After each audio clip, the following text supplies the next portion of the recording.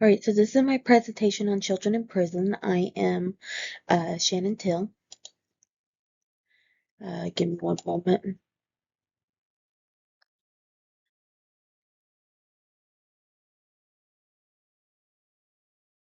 Can I go to the next slide?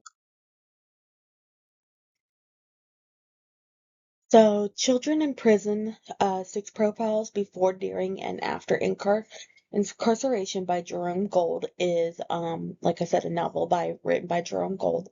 Jerome Gold is a counselor, or was a counselor, with Ash Meadows. Specifically, he mostly worked in the Wolf Cottage. Ash Meadows is a facility where juveniles go. It has sister facilities, but Ash Meadow is the primary one. It's in Washington State. And they are broken into cottages, with Wolf Cottage being the one where kids with very bad behavioral issues go into, and they usually stay only for at most usually a couple of like a month or two, but it started getting to the point where it was like 6 months that they would stay because nobody wanted to take them back. um it is where they would do like isolations and stuff and try to get the kids to calm down and figure out what was wrong, and break them of their habits and get them back to being civilized again so they can go back to another cottage or go to a group home or whatever they needed to do. Um, he takes six cases that he dealt with, whether they be cases that he was dealing with or children that he associated with within the Wolf facility, but they were under somebody else's caseload. He talks about them because they stood out to him, specifically because they either written to him or he got a lot of information on them. Some of them he had written about before, and he discusses this inside that he had written about a couple of these juveniles inside another book. Um, but he discusses six of them, and he discusses there before they come to Ash Meadow, which is usually about why it led to them coming to Ash Meadow.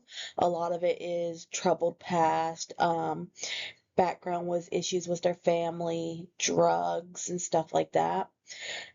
He discusses in length about while they were at Ash Meadow, specifically around their time with him, and Wolf, and then a little bit about their life outside of Ash Meadow, when with what he could gather, usually in the form of people giving him information from what they've heard from them or seen, or reports, or from letters from the actual person.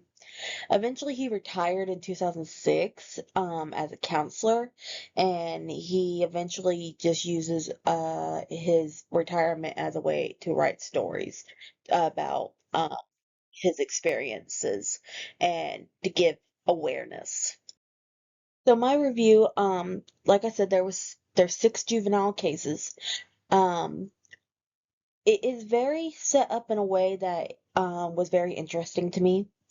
Uh, it's broken up into female, male, female, male, for the children, and they each go through very different scenarios.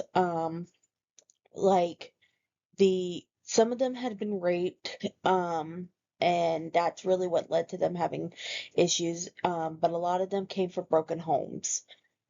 Actually, if I remember correctly, none of them actually didn't come from a non-broken home. Uh, I can't remember all of their names, but the very first one, she wasn't a she wasn't raped uh per se. She did have statutory rape, but she wasn't raped in the very beginning that led her to going to Ash Meadow. She um she actually got kicked out of her house all because she skipped school.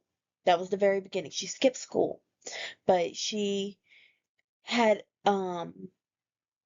been a witness in a way to her sister's rape. And that was the starting point. And then she got kicked out of her home all because she skipped school. From there, things went downhill for her. Eventually, she had a child, and she eventually got into dealing drugs. She never did drugs, but dealt drugs. She never could get back on track even after going to Ash Meadows.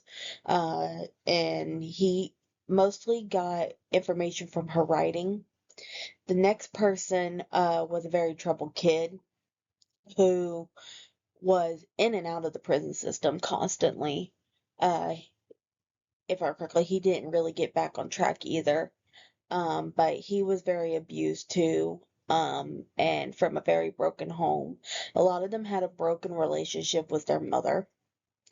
Um, the third one, uh, you have it where one of the kids he ended up getting a really close relationship with. She actually ended up was the only one that actually had a good uh ending in his wording. Uh, because she found happiness and she got her life on track. But she was the one of the longest residents of Wolf. Um, he discusses in all his stories each of the children having to face discrimination in the juvenile system, whether it be race or it be something to do with intimidation or them being discriminated against because of their offense. It could have been something as simple as they burglarized a car or they beat up a car. And that might have been a family member's car, but they believed it was a serious offense. Some people got put in for murder, and yet they had lighter sentences than somebody who uh, assaulted somebody. And so there was a lot of unfairness in the kid's mind um, that came into view. Yes, the information provided by the book um, did provide books. Did the information provided in the book supplement your knowledge of the juvenile justice system? Why or why not? It really gave me a clear understanding of the juvenile justice system, especially uh, the discrimination that children face.